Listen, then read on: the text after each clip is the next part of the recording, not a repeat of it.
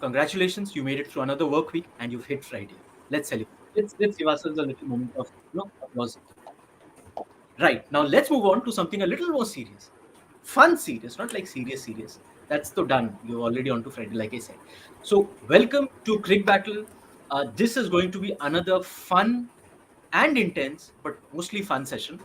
We are again going to have a live session of draft fantasy auction, and we are going to show you how teams perform, how teams are selected, what the logic is. But wait. What if you have not had the chance to join us in the earlier episodes? Does that mean we leave you behind? Not at all. So we'll do a quick recap. I'll explain to you the rules and I'll tell you why this is very exciting, possibly even more exciting than normal daily fantasy. But let me not get ahead of myself.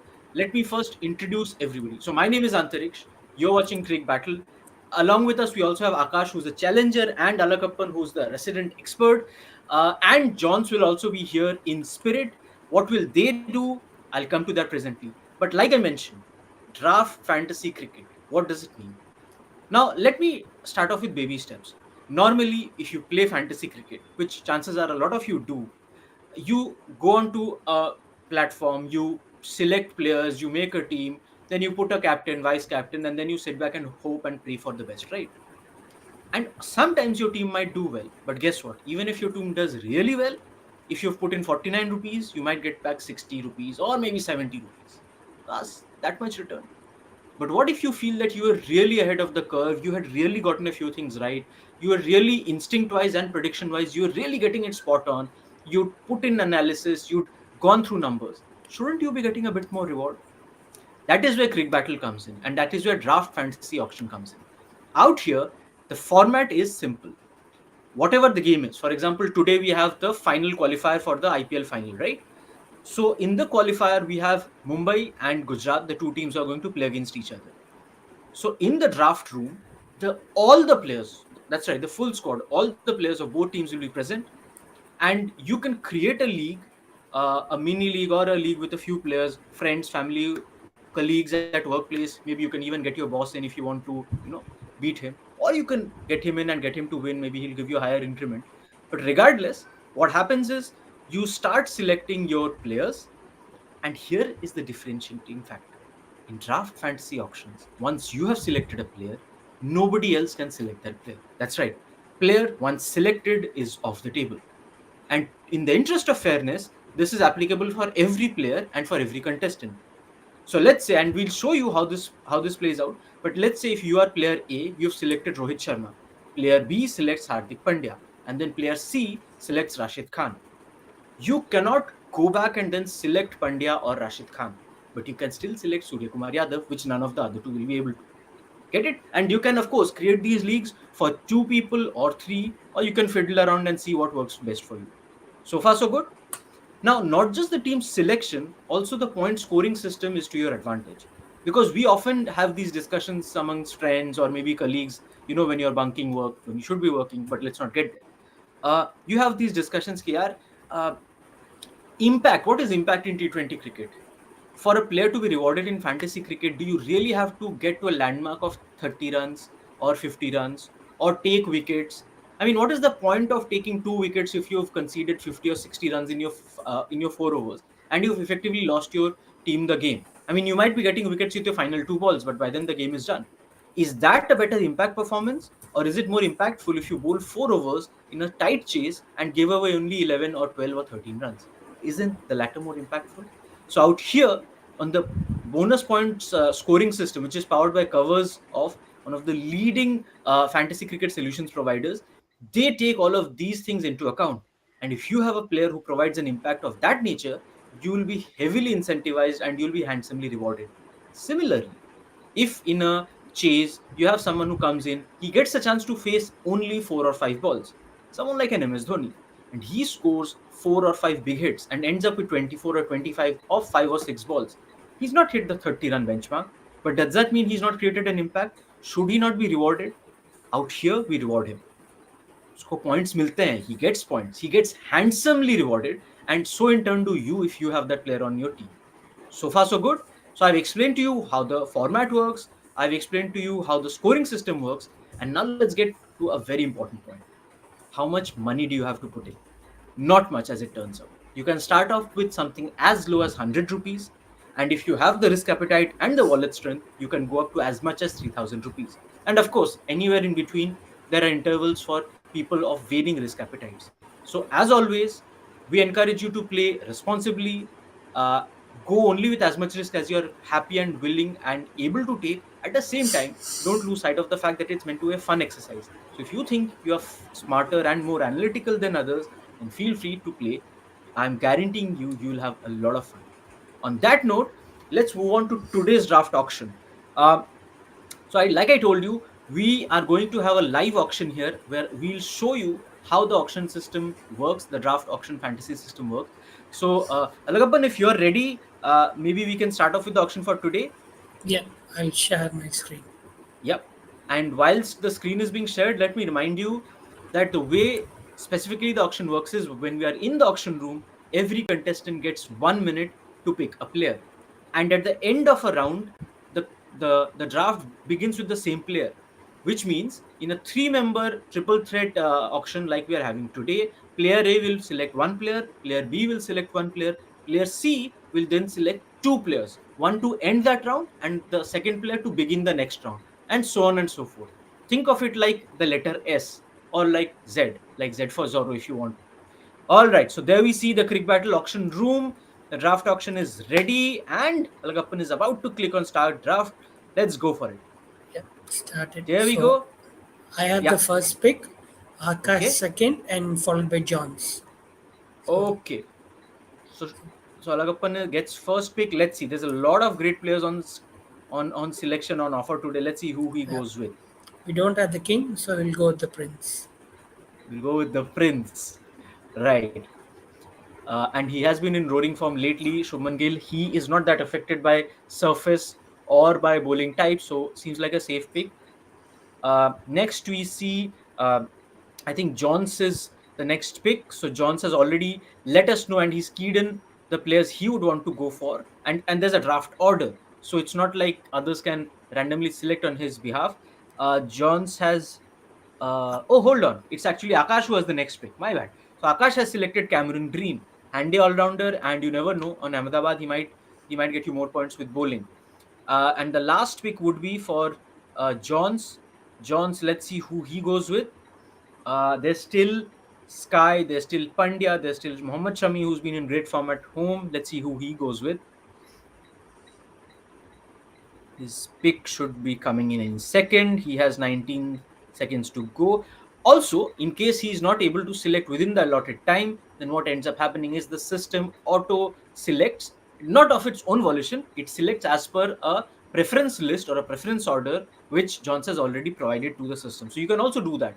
You don't need to actually take out those very 5 minutes. You can always have your preference list and enter it into the system, and the system will select based on that order from players who are available. And there we go. Johnson selected Sky and Rashid Khan. Wow, that is a handy combo to have. Rashid and Sky. And yeah, if Rashid gets Sky's wicket, even then you're somewhat protected and insulated. Let's see who Akash now goes with, because remember it goes in a reverse order in alternate rounds. So Akash is next on the clock. He has 30 odd seconds to go. Akash, who are you going with? Shami. Akash has selected Mohammad Shami. There you go. Shami has been in great form, surprisingly so, as far as if you are concerned, but he has been in great form at Ahmedabad, especially if he's bowling second. Let's see whether that happens tonight or not. Meanwhile, Alagappan is on the clock. Let's see who he goes for. And Hardik Pandya. So no surprises so far. Let's see if Alagappan's next week is any brings any surprises. David Miller. Okay, so he's gone with David Miller. Remember, he could have gone with someone like Noor Ahmed or Tilak Verma, but he's chosen to go with David Miller. There's also players like Akash Madwal who are on offer today, still on offer rather. But remember, Shuman Gill, Rashid Khan, Sky, Mohammad Shami, these are players who have already been selected. They cannot be taken again by a player or a contestant here. Let's see who Akash goes with. Akash is on the clock right now. He's looking through the list as well as his notes, possibly. Akash, who is it going to be? There's a lot of suspense here right now. You never know. Aha, Ishan Kishan. That's interesting. Must say I'm a little surprised, but we'll come to that later. And the selection for Johns is also a little surprising. There's been Mohit Sharma and then Piyush Chawla. Remember, someone like Ridhiman Saha and Noor Ahmed are still out there, as is Tilak Verma. So after Johns, the list now again comes to Akash, after which we'll come to Alagappan. So Akash, who's your next pick? Now remember, because Akash is the middle contestant, in no round will he get to pick two players at one go. He'll always end up only being able to pick one player at one go. But hey, sometimes that can also have its own benefits. And Akash has selected Tilak Verma just as I was commenting about how it's a little surprising that Tilak Verma still is up for pick. And with that, we've now moved across to Alagappan. Who is he going to select? Remember, he gets two picks now, one to end this round and one to begin the next round. So let's see who he goes for. We see there's still Rohit Sharma, Tim David, Nehal Vadhera, Noor Ahmed, lots of big players still there. Sai Sudarshan could play a role. Akash Madhwal, uh, Berendorf has at times been effective. And Alagappan has gone with Vijay Shankar first up. Okay. That probably tells you how, and we'll of course speak to the contestants afterwards to figure out what their line of thinking is. But as of now, Vijay Shankar, and who's the next pick for Alagappan?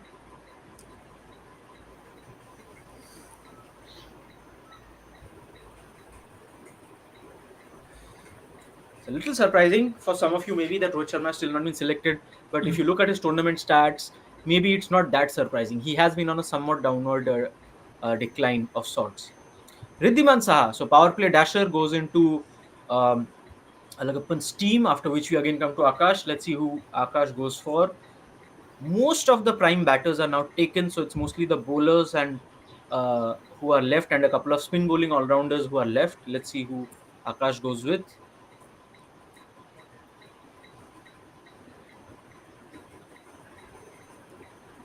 You can see the intense concentration and thought, because remember, this is a live auction happening. There are no retakes here. This is not recorded. This is live, and players are on the clock. Contestants are on the clock. So Akash selected Akash Madhwal. There you go, the champion bowler who's recently been on a great form run. After which Johnson's team has selected Tim David and Noor Ahmed. Wow. So a couple of big names, and finally Rohit Sharma has gone. So all you MI fans, all you Rohit fans, don't worry, he's not going to go unsold. Not yet. So Rohit has gone to Akash. After which we now come to Alagappan. We're coming towards the end of the selection here. Remember, because it's a triple threat league, so it need not be that all players get 11. They can get 9, 10, 8 players, as long as it's equal for everybody. That's fine, because it evens out. And ultimately, remember, the actual match will only end up getting played by between 22 to 24 players. So that's the cap here. Um, I just all realized I right. have the Rahul entire. Tewatia. I just Yeah, realized I have the please, entire top. Alagappan, go ahead. I just realized I have the entire top six of GT. You have the entire top six of GT. So you're definitely hoping that Merendorf doesn't have a great day here. Now What, I'm in fact, even selected if he does, Barendorf as well. there you go. That's called hedging your bets. You first pick all the batters of one side, and then just to be double sure, you also pick the best bowling option from the other side up front. So he's got points covered either which way. But yeah, Akash took Rohit Sharma, after which Alagappan has selected Rahul Tewatia and then Jason Berendorf. Now, to round off the final bits, Akash will be coming to Akash. Let's see who are the players left. Someone might take a risk on Josh Little. In fact, Akash has. Remember, there's no guarantee or no certainty that Josh Little will play.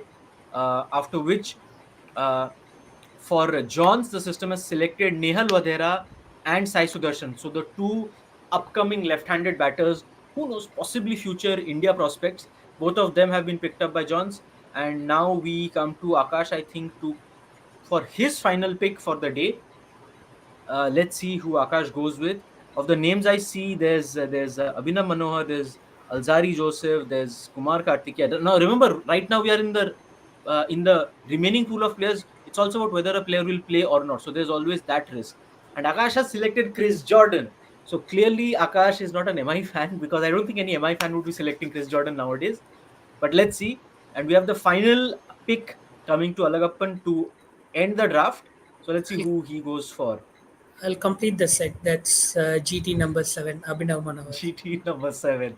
There you go. So Alagappan has picked up basically all the GT batters today, and the others have been split elsewhere. So there you go. Those are the three teams. So let's discuss the teams one by one. Akash, let's start off with your team. Can you take us through the team and explain the strategy you have here? So my first priority was to pick Cameron Green.